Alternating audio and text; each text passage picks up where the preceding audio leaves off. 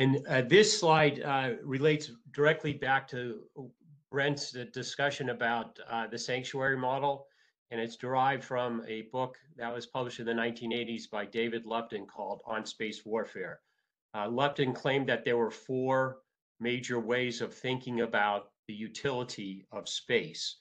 And the first of those schools of thought was sanctuary, but then he also talked about a survivability school, a control school, and a high ground.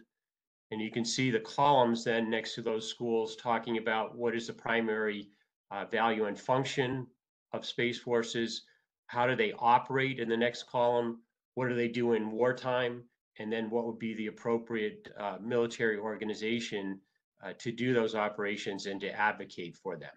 So I'll just call out a couple things beyond what Brent talked about with respect to the sanctuary model, which was certainly very important to the United States and really guided our initial efforts into space during the Eisenhower and probably Kennedy, Johnson, maybe into the Ford administrations. But increasingly, analysts believe that space could not be maintained as a sanctuary, and capabilities that were designed primarily to support those kind of strategic stability functions or to support strategic arms control also had a lot of tremendous utility in enhancing the effectiveness of conventional military forces. So things like the survivability and control and high ground schools start to emerge. Survivability, you could also talk about resilience in that school. So that's a major emphasis today, saying that because these systems are no longer operating in a sanctuary, they're operating in a wartime environment, a contested environment, they have to be made resilient against attacks and degrade gracefully and not fail catastrophically over a few limited attacks. A control school talks about maintaining control over the school, over the domain, so that you can exercise freedom of action and deny freedom of action to your adversaries. And then high ground is the most extreme school, basically saying that like controlling the high ground in a terrestrial fight, or maybe air over land or sea in terrestrial fights, in the future, space will be like that. It will exert a dominant force over terrestrial military operations.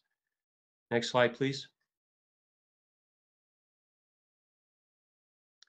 And this slide just shows how that kind of thinking has evolved in practice over the last generation or so. So going back to the Desert Storm operation, you can see space was really quite limited in terms of how much communications throughput it had to brigade size deployed forces.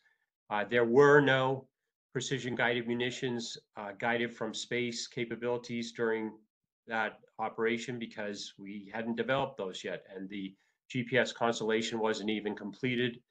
But by the time of the next major military operation, Allied force, you started to see the emergence of some specific precision-guided munitions that were guided by the Global Positioning System, and then a lot more percentage-wise, moving up into the 30%. And the trend is just more and more precision-guided, more and more communications throughput into deployed forces. And today, no targets are engaged except with precision guided munitions. And space, again, plays a critical role throughout every aspect of those operations.